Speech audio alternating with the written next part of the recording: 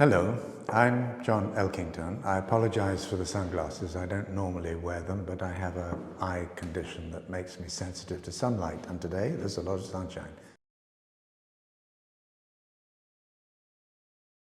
So a big question is, in a world of markets that are primarily driven by financial considerations, return on investment and so on, financial performance on a quarterly or annualized basis, how can the triple bottom line properly be integrated? Well, one way of addressing that question is to start to think about proxies, ways in which you can measure different forms of value in a standard language or a standard currency, perhaps. So one of the things we've seen people increasingly experimenting with, the Value Balancing Alliance, companies like Novartis, BASF and so on, is the question of how can you put a financial value on the social and environmental aspects of the triple bottom line.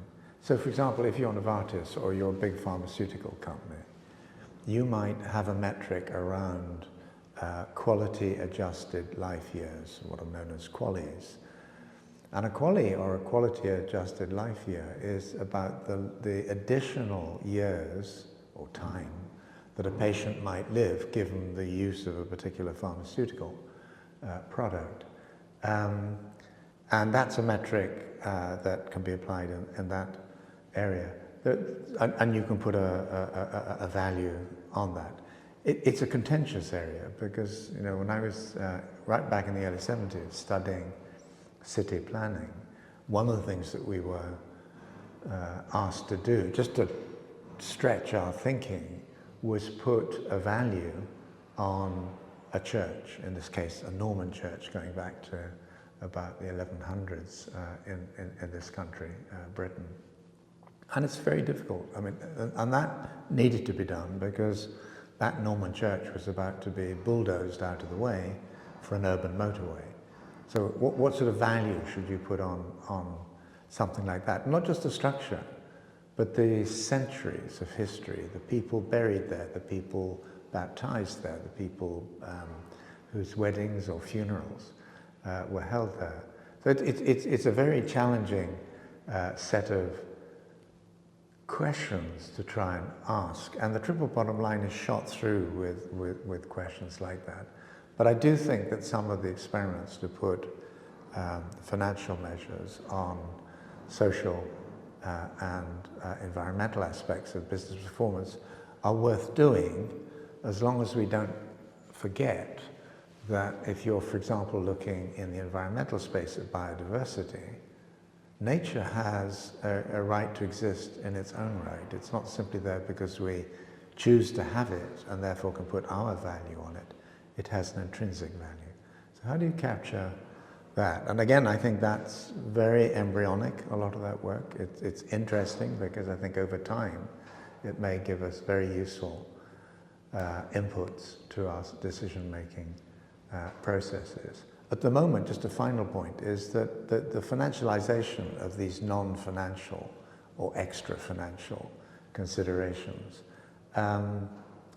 is challenging for a rather different reason, which is that when we choose to put a financial value on something that is like the right to privacy in the social domain, for example, or the right to free speech, again, in the social domain, how do you put a price on that? And once you put a price on it, do you not run the risk of trivializing that particular issue because it's suddenly got this price tag that looks affordable? Okay, well, in the earlier case, we'll knock down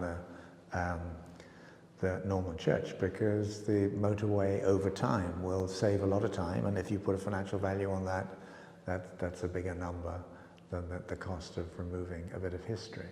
So it takes you in directions that are challenging. But just a very quick case study. I mentioned Novartis.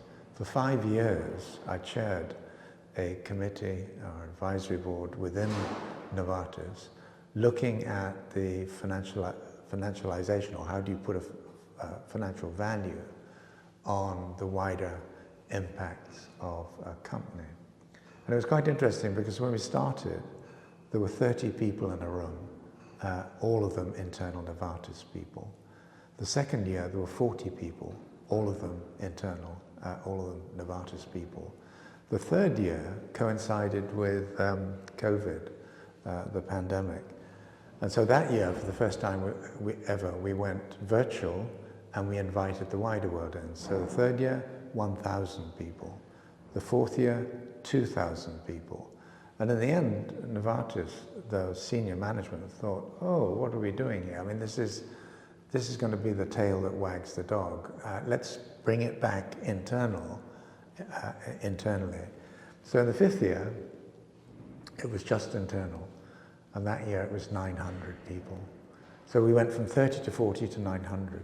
And I think that just gives a sense of the interest, both within some of these big companies and in the wider world. And how do we properly and legitimately and usefully put price tags on some of these non or extra financial considerations.